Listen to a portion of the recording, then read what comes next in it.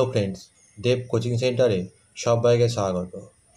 আজ অষ্টম শ্রেণীর ভূগোল বই আমাদের পৃথিবীর পশ্চিমবঙ্গ মধ্যশিক্ষা পর্ষদের দেওয়া পঞ্চম অধ্যায় মেঘ ও বৃষ্টির কিছু গুরুত্বপূর্ণ প্রশ্নোত্তর নিয়ে আলোচনা করব।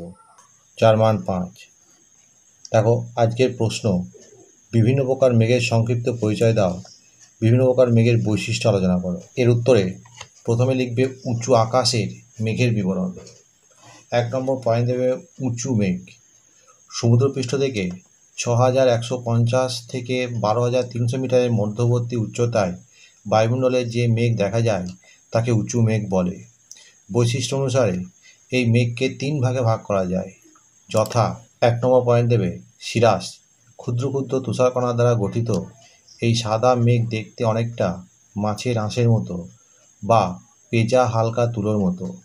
এই মেঘ সাধারণত পরিষ্কার আবহাওয়ার নির্দেশক। 2 নম্বর পয়েন্ট দেবে সিরোকিউমুলাস। এই মেঘও ক্ষুদ্র ক্ষুদ্র তুষারকণার দ্বারা গঠিত এবং সাদা রঙের। এদের দেখতে গোলাকার ক্ষুদ্র ক্ষুদ্র মেঘের সারির মতো অথবা ঢেউয়ের মতো। 3 নম্বর পয়েন্ট দেবে সিরোস্ট্র্যাটাস। অতি উচ্চে অবস্থিত এই মেঘ দেখতে দুধের মতো সাদা। এই মেঘ অত্যন্ত স্বচ্ছ এবং সূর্যকে কখনো পুরোপুরি ঢেকে ফেলে না। এর মধ্য দিয়ে সূর্যকে যেন একটি মণ্ডলের প্রতিবাদ বলে মনে হয়। এই মেঘ আসন্ন ঝড়ের আভাস দেয়। এর পরের পয়েন্ট দেবে মাঝারি আকাশে মেঘের বিবরণ।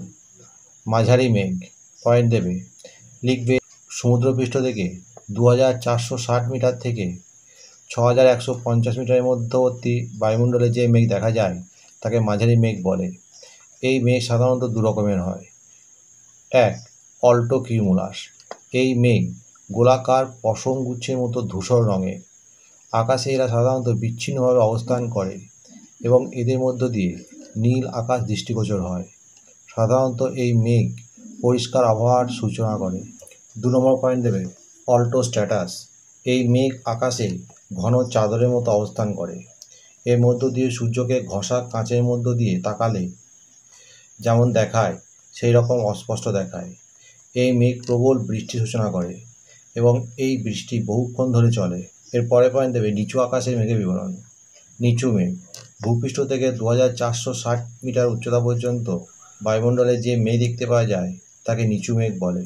নিচু মেঘ প্রধানত 3 রকমের, যথা 1. স্ট্র্যাটোকিউমুলাস। মধ্যম আকাশে অল্টোকিউমুলাস মেঘ যখন গাঢ় কালো ও ভারী হয়ে নিচু আকাশে ভেসে আসে তাকে স্ট্র্যাটোকিউমুলাস মেঘ বলে।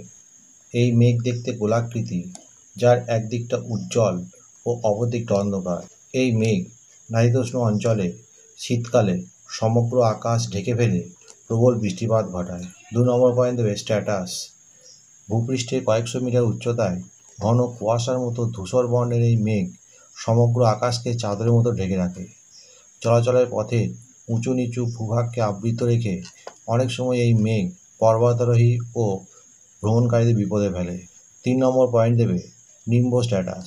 স্ট্র্যাটাস মেঘ যখন খুব নিচুতে এসে বৃষ্টিপাত ঘটায় তখন তাকে নিম্বোস্ট্র্যাটাস মেঘ বলে। এই মেঘ ঘন, আকারহীন, এবড়ো খেবড়ো ও কালো রঙের। এই মেঘে সাধারণত বৃষ্টি হয়। পরের পয়েন্ট দেবে উলম্ব প্রসারিত মেঘের বিবরণ। ওপর দিকে প্রসারণশীল মেঘ। এই মেঘ চাদরের মতো বিস্তৃত না হয়ে গাছের মতো ঊর্ধ্বে প্রসারিত হয়। এই মেঘ সাধারণত 2 রকমের হয়, যথা 1. কিউমুলাস। এই মেঘের আকৃতি অনেকটা গম্বুজের মতো। জলীয়বাষ্পপূর্ণ বাতাস ওপরে উঠে ঘনীভূত হলে এই ধরনের মেঘের সৃষ্টি হয়। এই মেঘের তলদেশ নিচে থাকলেও এর শীর্ষদেশ অনেক উঁচু হয়। এই মেঘের আশেপাশে সাদা গোলাকার বিচ্ছিন্ন অংশগুলি পরিষ্কার আবহাওয়ার নির্দেশক। 2 নম্বর পয়েন্ট দেবে কিউমুলোনিম্বাস। কিউমুলাস মেঘ যখন খুব বেশি উচ্চতায় উঠে গম্বুজাকৃতি হারিয়ে ফেলে তখন তাকে কিউমুলোনিম্বাস মেঘ বলে। এই মেঘের পাদদেশ 1500 মিটার উচ্চতায় থাকলেও শীর্ষদেশ প্রায় 10 থেকে 12 কিলোমিটার উচ্চতায় অবস্থান করে। এর শীর্ষদেশ বেশ ছড়ানো এবং দেখতে অনেকটা নিহাইয়ের মতো। এই মেঘের রং কালো এবং এতে বজ্রবিদ্যুৎ সহ প্রবল ঝড় ও বৃষ্টি হয়।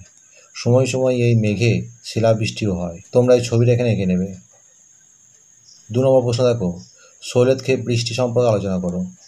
এর উত্তরে সংজ্ঞা বলে পয়েন্ট দেবে লিখবে জলীয়বাষ্পপূর্ণ বায়ুপ্রবাহের পথে আড়াআড়িভাবে পাহাড়, পর্বত বা উচ্চভূমি অবস্থান করলে ওই পর্বত বা উচ্চভূমিতে ওই জলীয়বাষ্পপূর্ণ বায়ু উপরে উঠে প্রসারিত ও শীতল হয়। আরও উপরে উঠলে সম্পৃক্ত ঘনীভূত হয়ে বৃষ্টিপাত ঘটায়। এই বৃষ্টিপাতকে বলে শৈলক্ষেপ বৃষ্টিপাত। প্রক্রিয়া: সমুদ্র থেকে বয়ে আসা জলীয়বাষ্পপূর্ণ বায়ুপ্রবাহ কোনো পাহাড়, পর্বত বা উচ্চভূমিতে বাধা পেলে ওই বায়ু উপরে উঠে যায়। উপরে উঠলে ওই জলীয়বাষ্পপূর্ণ বায়ু প্রসারিত হয়। বায়ু প্রসারিত হলে তা শীতল হয়ে যায়। সুতরাং জলীয়বাষ্পপূর্ণ বায়ু শীতল ও ঘনীভূত হয় এবং বৃষ্টিপাত ঘটায়। পর্বতের যে ঢালে এই বৃষ্টিপাত ঘটে সেই ঢালকে বলে প্রতিবাদ ঢাল, আর যে ঢাল বেয়ে বায়ু নিচের দিকে নামে সেই ঢালকে বলা হয় অনুবাদ ঢাল। প্রতিবাদ ঢালে বৃষ্টিপাত হওয়ার পর বায়ুতে জলীয়বাষ্পের পরিমাণ কমে যায়। ওই বায়ু প্রতিবাদ ঢাল বেয়ে নিচে নেমে সংকুচিত ও উষ্ণ হয় বলে তার জলীয়বাষ্প ধারণ ক্ষমতা বেড়ে যায়। ফলে অনুবাদ ঢালে বৃষ্টিপাত খুবই কম হয়, তাই একে বৃষ্টির ছায়া অঞ্চল বলা হয়। উদাহরণ: পশ্চিমঘাট পর্বতের পশ্চিম ঢালে শৈলক্ষেপ বৃষ্টিপাত হয়। পশ্চিমঘাট পর্বতের পূর্ব ঢালে খুব কম বৃষ্টিপাত হয়, অর্থাৎ পশ্চিমঘাট পর্বতের পূর্ব ঢাল হলো বৃষ্টির ছায়া অঞ্চল। তোমরা এই ছবিটা এখানে এঁকে নেবে।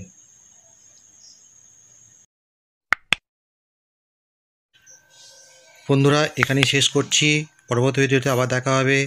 ভিডিওটি ভালো লাগলে অবশ্যই লাইক, কমেন্ট, শেয়ার করবে।